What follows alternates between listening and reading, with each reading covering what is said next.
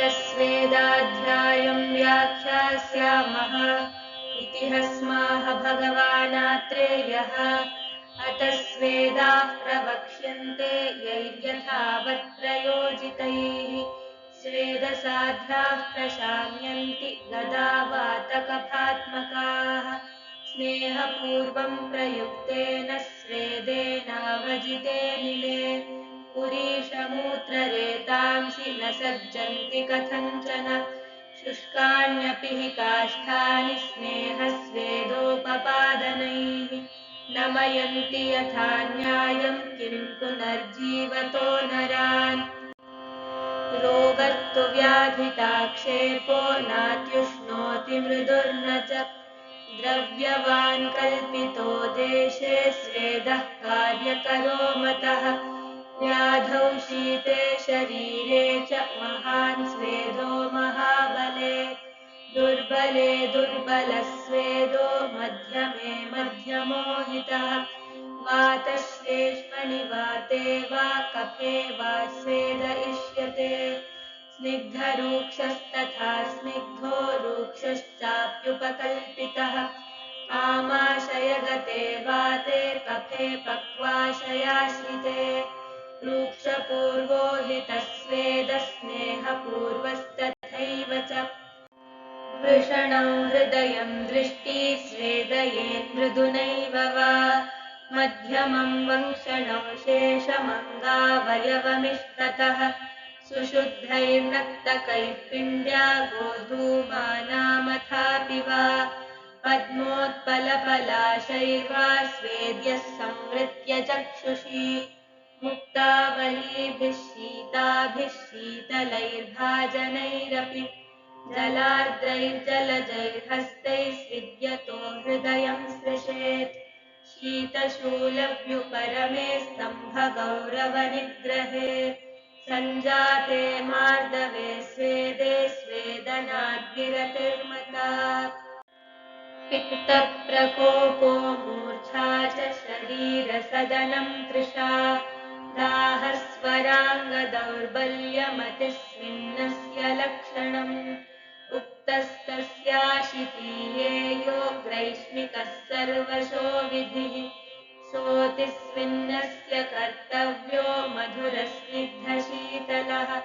कषायमद्य नित्यानां गर्भिण्या रक्तपित्तिनां पित्तिनां सातिसाराणां रूक्षाणां मधुमेहिनां विदग्धभ्रष्टवृद्धानां विषमद्यविकारिणां श्रान्तानां नष्टसंज्ञानां स्थूलानां पित्तमेहिनां तृष्यतां क्षुधितानां च क्रुद्धानां शोचतामपि कामल्युदरिणां चैव क्षतानामाढ्यरोगिणां दुर्बलातिविशुष्काणामुपक्षीणौजसां तथा भिषक्तैमिरिकाणां च न स्वेदमवतारयेत् प्रतिश्याये च कासे च हिक्काश्वासेष्वलाघवे कर्णमन्याशिरःशूले स्वरभेदे गलग्रहे अर्दितैकाङ्गसर्वाङ्गपक्षाघाते विनामके कोष्ठानाहविबन्धेषु मूत्राघाते विजृम्भके पार्श्वपृष्ठकटीकुक्षिसङ्ग्रहे गृध्रसीषु च मूत्रकृच्छ्रे महत्त्वे च मुष्कयोरङ्गमर्दके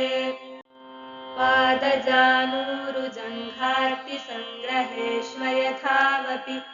खल्लीष्वामेषु शीते च व्रेपथौ वातकण्टके सङ्कोचायामशूलेषु स्तम्भगौरवसुप्तिषु सर्वाङ्गेषु विकारेषु स्वेदनं हितमुच्यते तिलमाशकुलत्थाम्लघृततैलामिषौदनैः पायसैः कृशरैर्मांसैः पिण्डस्वेदं प्रयोजयेत् गोखरोष्ट्रवराहाश्वशकृद्भिः सतुषैर्यवैः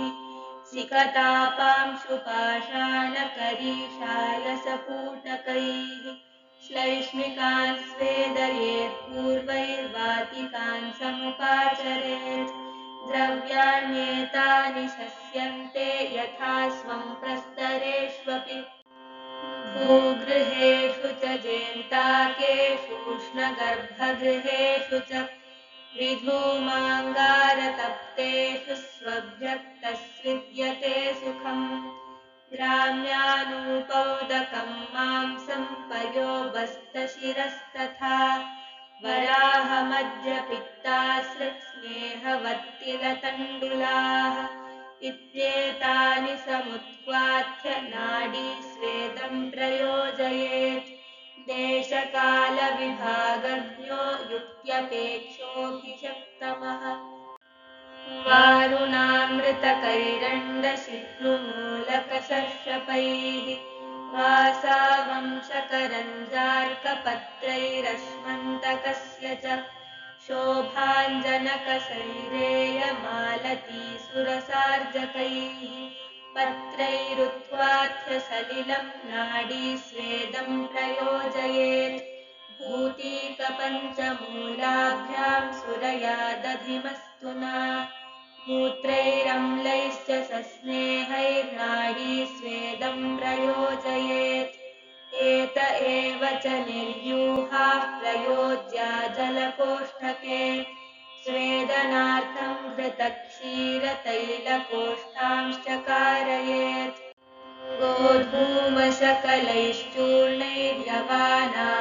गोधूमशकलैश्चूर्णैर्यवानामम्लसंयुतैः सस्नेहकिण्वलवणैरुपनाः प्रशस्यते गन्धैः सुरायाः किम्बेन जीवन्त्या शतपुष्पया उमया कुष्ठतैलाभ्यां युक्तया चोपनाहयेत् चर्मभिश्चोपनद्धव्यः सलोमभिरपूतिभिः उष्णवीर्यैरलाभेतु कौशेयाविकशाटकैः रात्रौ बद्धं दिवा मुञ्चेद्रात्रौ दिवा कृतम् विदाहपरिहारार्थं स्यात् प्रकर्षस्तु शीतले शङ्करः प्रस्तरो नाडी परिषेकोऽवगाहनम् जेन्ताकोष्मघनः कर्षुः कुटीभूः कुम्भिकैव च कूपो होलाक इत्येते स्वेदयन्ति त्रयोदश तान्यथावत् प्रवक्ष्यामि सर्वानेवानुपूर्वशः तत्र वस्त्रान्तरितैरवस्त्रान्तरितैर्वा पिण्डैर्यथोक्तैरुपस्वेदनं शङ्करस्वेद इति विद्यात् शूकशमीधान्यकुलाकानां वेषवारपायसकृशरोत्कारिकादीनां वा प्रस्तरे कौशेयादिकोत्तरप्रच्छदे पञ्चाङ्गुलोरुभूकार्कपत्रप्रच्छदे वा स्वभ्यक्तसर्वगात्रस्य शयानस्योपस्वेदनं प्रस्तरस्वेद इति विद्यात् स्वेदनद्रव्याणां पुनर्मूलफलपत्रशृङ्गादीनां मृगशकुनपिशितशिरस्पदादीनामुष्णस्वभावानां वा यथार्हमम्ललवणस्नेहोपसंहितानां मूत्रक्षीरादीनां वा कुम्भ्यां बाष्पमनुद्वमन्त्यामुत्क्वथितानां नाड्या शरेशीकावंशदलकरञ्जार्कपत्रान्यतमकृतया गजाग्रहस्तसंस्थानया व्यामदीर्घया व्यामार्धदीर्घया वा व्यामचतुर्भागाष्टभागमूलाग्रपरिणाहस्रोतसा सर्वतो वातहरपत्रसंवृतच्छिद्रया विस्त्रर्वा विनामितया वातहरसिद्धस्नेहाभ्यक्तगात्रो बाष्पमुपहरेत् बाष्पो ह्यनृजुगामी विहतचण्डवेगस्त्वचमविदहन् सुखं स्वेदयतीति नाडी स्वेदः वातिकोत्तरवातिकानां पुनर्मूलादीनामुत्क्वाथैः सुकोष्णैः कुम्भीर्वर्षणिकाः प्रनाडीर्वा पूरयित्वा यथार्हसिद्धस्नेहाभ्यक्तगात्रं वस्त्रावच्छन्नं परिषेचयेदिति परिषेकः वातहरोत्वाथ क्षीरतैलघृतपिशितरसोष्णसलिलकोष्ठकावगाहस्तु यथोक्त एवावगाहः अथ जेन्ताकं चिकीर्षुर्भूमिं परीक्षेत तत्र पूर्वस्यां दिश्युत्तरस्यां वा गुणवति प्रशस्ते भूमिभागे कृष्णमधुरमृत्तिके सुवर्णमृत्तिके वा परीवापपुष्करिण्यादीनां जलाशयानामन्यतमस्य कूले दक्षिणे पश्चिमे वा सूपतीर्थे समसु विभक्तभूमिभागे सप्ताष्टौ वा रत्नीरुपक्रम्योदकात् प्राङ्मुखमुदन्मुखं वाभिमुखतीर्थं कूटागारं कारयेत् उत्सेधविस्तारतः परमरत्नी षोडश समन्तात् सुवृत्तं मृत्कर्म सम्पन्नमनेकवातायनम् अस्य कूटागारस्यान्तः समन्ततो भित्तिमरत्निविस्तारोत्सेधां पिण्डिकां कारयेदाकपाटात् मध्ये चास्य कूटागारस्य चतुष्किष्कुमात्रं पुरुषप्रमाणं मृण्मयं कन्दुसंस्थानं बहुसूक्ष्मच्छिद्रमङ्गारकोष्ठकस्तम्भं सपिधानं कारयेत् तं च खादिराणामाश्वकर्णादीनां वा काष्ठानां पूरयित्वा प्रदीपयेत् स यदा जानीयात् साधु दग्धानि काष्ठानि गतधूमान्यवतप्तं च केवलमग्निना तदग्निगृहं स्वेदयोग्येन चोष्मणा युक्तमिति तत्रैनं पुरुषं वातहराभ्यक्तगात्रं वस्त्रावच्छन्नं प्रवेशयेत् प्रवेशयंश्चैनमनुशिष्यात् सौम्य प्रविश कल्याणायारोग्याय चेति प्रविश्य चैनां पिण्डिकामधिरुह्य पार्श्वापरपार्श्वाभ्यां यथा सुखं शयीथाः न च त्वया स्वेदमूर्च्छा परीतेनापि सता पिण्डिकैषा विमोक्तव्या प्राणोच्छ्वासात् ह्रस्यमानो ह्यतः पिण्डिवकावकाशाद्वारमनधिगच्छन् स्वेदमूर्च्छा परीततया सद्यः प्राणान् जह्याः तस्मात् पिण्डिकामेनां न कथञ्चन मुञ्चेथाः त्वं यदा जानीयाः विगताभिष्यन्दमात्मानं सम्यक् प्रसृतस्वेदपिच्छं सर्वस्रोतो विमुक्तं लघूभूतमपगतविबन्धस्तम्भसुप्तिवेदना गौरवमिति ततस्तां पिण्डिकामनुसरन् द्वारं प्रपद्येथाः निष्क्रम्य च न सहसा चक्षुषोः परिपालनार्थं शीतोदकमुपस्पृशेथाः अपगतसन्तापक्लमस्तु मुहूर्तात् सुखोष्णेन वारिणा यथा न्यायं परिषिक्तोष्णीयाः इति जेन्ताकस्वेदः शयानस्य प्रमाणेन घनामश्ममयीं शिलां तापयित्वा मारुतघ्नैर्दारुभिः सम्प्रदीपितैः व्यपोध्य सर्वानङ्गारान् प्रोक्ष्य चैवोष्णवारिणा